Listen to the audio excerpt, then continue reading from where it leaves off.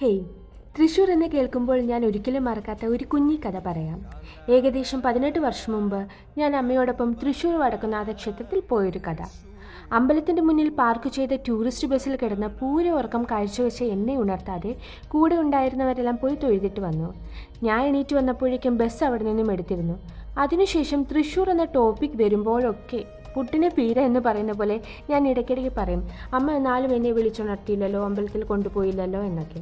അപ്പോൾ അമ്മ പറയും, നീ കുട്ടിയായിരുന്നില്ലേ, ഉറങ്ങുമായിരുന്നല്ലോ എന്നൊക്കെ. ഇന്ന് ഏറെ വർഷങ്ങൾക്കിപ്പുറം ഞാനും പോയി വടക്കുംനാഥ ക്ഷേത്രത്തിൽ അമ്മയോടൊപ്പം.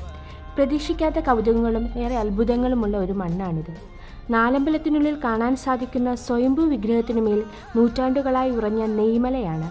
കൈലാസം പോലെ തോന്നിക്കുകയും ചന്ദ്രക്കലകൾ കൊണ്ട് അലങ്കരിക്കപ്പെട്ടതുമായ രൂപം. കൂടാതെ ശ്രീമൂലസ്ഥാനവും അർജുന വിൽക്കുഴിയും വ്യാസശിലയും കൈകൊട്ടിയാൽ ഉണരുന്ന ഋഷഭപ്രതിഷ്ഠയും ശ്രീ സംഗമേശ്വരനെയും പാറമേക്കാവിൽ ഭഗവതിയെയും കണ്ടു തൊഴുത് ഞങ്ങൾ മടങ്ങി.